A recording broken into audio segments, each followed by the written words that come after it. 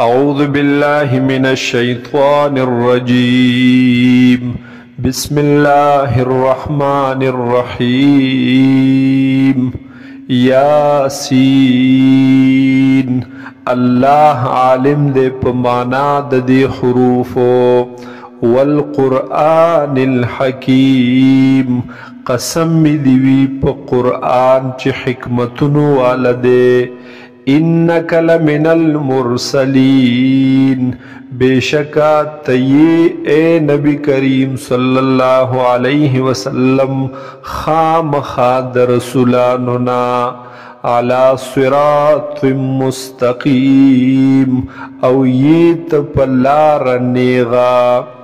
تنزیل العزیز الرحیم او نازل کړل شوی دی دا قرآن داغ غالب ذات او رحم کون کی ذات د طرفا لتنذر قوما ما انذر آباؤهم د دې دپاره چې ته ویروي قوما یوداس قوم ما انذر آباؤهم چې ندی یرولی شوي مشران د دوی پلاران د دوی فهم غافلون پس دی دوی ناخبره په غفلت کې لقد حق القول یقینا ثابت شوی د وینا د الله ثابت شوی د هغه وینا هغه فیصله د الله چې د عذاب دا علی اکثرهم په ډیرو د دوی فهم لا یؤمنون پس دوی ایمان نراوړي إنا جعلنا في أعناقهم أغلالا بشك منگر زولی دی اچولی دی پسٹونو د دوی کے اغلالا توقن لرا فهي إلى الأذقان پس دغ توقنا رسیدلی دی زنو د دوی تا زنو د دوی پورے فهم مقمحون پس وی بدوی چه سرون بی اچت کڑلے شویوی وجعلنا من بین ایدیهم او گرزولے دے من مخت ددوی صدن یو دیوال لرا ومن خلفهم صدا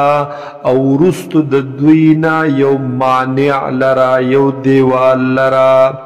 فاغشیناهم پس پٹکڑی دی منگ دوی لرا فهم لا یبصرون پس دوی لیدل نشی کولے وسواء علیہم او برابر دا پا حق د دوی کے انذرتهم کت یروی دوی لرا اے حضور صلی اللہ علیہ وسلم ام لم تنذرهم یا نیرویت دوی لرا لا یؤمنون دوی ایمان نراوڑی انما تنذر من اتبع الذکر یقینا یرویت یرولشیت یا نفع اخلی د نصیحت ستانا د یرولستانا من اتبع الذکر هاغ سوک چی تابداری کوی د نصیحت وخشی الرحمن بالغیب او یریگی د رحمان ذاتنا بالغیب پنا لیدلو پپٹا